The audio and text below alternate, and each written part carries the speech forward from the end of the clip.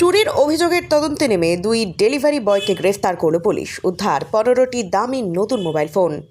Siliguri metropolitan পুলিশের প্রধাননগর থানার পুলিশের তৎপরতায় ফ্লিপকার্ট গোডাউনে চুরির ঘটনার কিনারা গ্রেফতার করা হলো দুই ডেলিভারি বয়কে। ফ্লিপকার্টের একটি গোডাউন থেকে লক্ষাধিক টাকার মোবাইল ফোন চুরির ঘটনায় তদন্তে নেমে দ্রুত সাফল্য পেল শিলিগুড়ি মেট্রোপলিটন পুলিশের প্রধাননগর থানার পুলিশ। গোডাউনের দুই ডেলিভারি বয়কে গ্রেফতার করে চুরি যাওয়া 15টি মোবাইল ফোন উদ্ধার করেছে প্রধাননগর থানার পুলিশ। শনিবার সাংবাদিক বৈঠকে বিষয়টি জানান থানার আইসি বাসুদেব সরকার। পুলিশ সূত্রে জানা গিয়েছে 17 ফেব্রুয়ারি গভীর রাতে জানলার শাটার কেটে গোডাউনে ঢুকে মোবাইলগুলি চুরি করা হয়েছে। অভিযোগ পেতেই সিসিটিভি ফুটেজ খতিয়ে দেখে তদন্তে নামে পুলিশ। সেই সূত্র ধরে 18 ফেব্রুয়ারি গ্রেফতার করা হয় দুই অভিযুক্তকে। ধৃতদের নাম সুমিত চৌধুরী, বাড়ি ঢাকনিকাটা এলাকা, এবং রোহিত কুমার মাহাতো, বাড়ি বীরজওয়ান চৌপতি।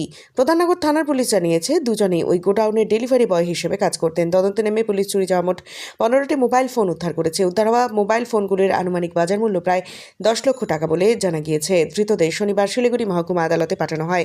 গোটা ঘটনার পেছনে আর কেউ জড়িত রয়েছে কিনা তা খতিয়ে দেখছে পুলিশ।